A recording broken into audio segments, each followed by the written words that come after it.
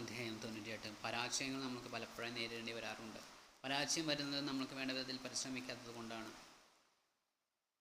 പരാജയം നമ്മൾക്ക് ഒത്തിരിയേറെ സങ്കടത്തിന് കാരണമായി തീർന്നേക്കാം. നമ്മൾക്ക് വിജയം നേടണമെന്നുള്ള വാശി ഉണ്ടാവണം.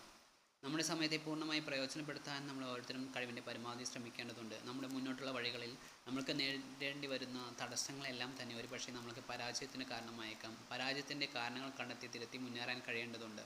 ഒത്തിരിയേറെ പരാജയങ്ങൾ നേരിടേണ്ടി വന്നിട്ടും പിന്തിരിയാതെ പരിശ്രമിച്ചവർക്കാണ് വിജയം നേടിയെടുക്കാൻ സാധിച്ചിട്ടുള്ളത്.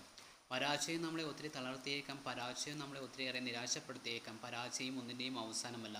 തളരാതെ പൊരുതിയാൽ ഇനിയുമേറെ മുന്നോട്ട് പോകുവാൻ സാധിച്ചേക്കും. പരാജയങ്ങളെ ധീരമായി നേരിടാൻ പഠിക്കേണ്ടതുണ്ട്. പരാജയപ്പെടുമ്പോൾ പലരും നമ്മളെ ഒരു പക്ഷേ കളിയാക്കിയേക്കാം, ഒറ്റപ്പെടുത്തിയേക്കാം, വിമർശിച്ചേക്കാം. അതിലൊന്നും സങ്കടപ്പെടാതെ പരാജയങ്ങൾക്കെതിരെ പൊരുതാൻ ഇനിയുള്ള കാലം സാധിക്കേണ്ടതുണ്ട്. നമ്മളെല്ലാവർക്കും സമയത്തെ വേണ്ടതുപോലെ ഉപയോഗപ്പെടുത്തിക്കൊണ്ട് പരാജയത്തെ അതിജീവിക്കാൻ സാധിക്കട്ടെ.